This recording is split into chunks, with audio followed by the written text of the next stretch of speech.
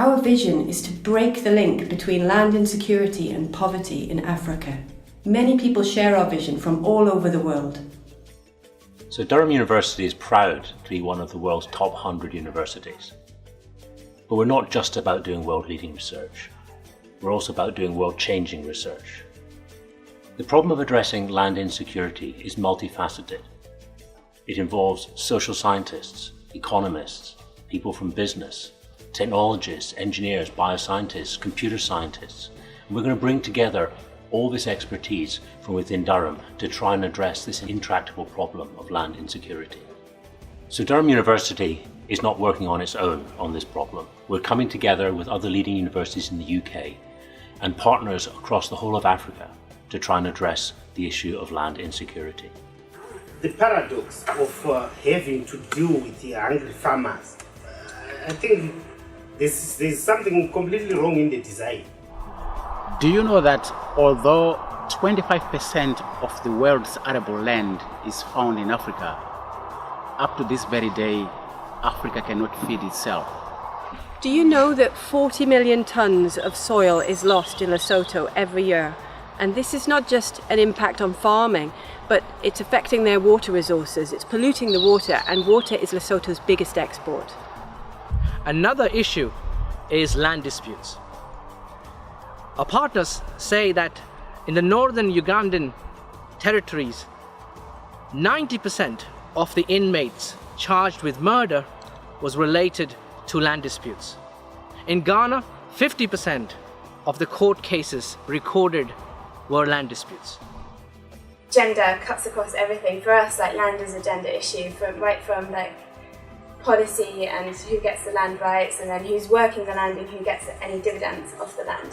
Women in Africa do 80% of the agricultural work, but women do not have access to land in their own right, especially once they're married. They also don't have access to credit and limited access to markets. And what is the African land question?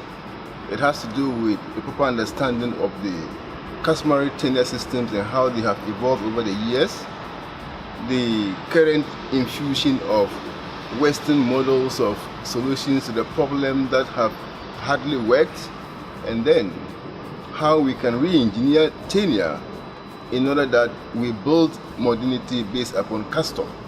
I come from Zimbabwe, and my family are farmers. And my parents are part of the big African farmer community that has been trapped in the maize poverty trap, where they have grown a crop that is adapted for Western countries, but is not suitable for growth in the environment of Africa. So therefore, there is need for indigenous crops to be promoted and value chains for them to be developed so that they can actually get a good harvest and be able to sell their produce at the end of the season. We think that by having a holistic bottom-up and top-down approach, we will actually get somewhere. And so communities for us are not simply an add-on to the project, they are integral to it, and they've been involved from the very beginning. So all of these issues are leading to poverty caused by land insecurity in Africa. And it's AfriLand's vision to break the link between land insecurity and poverty.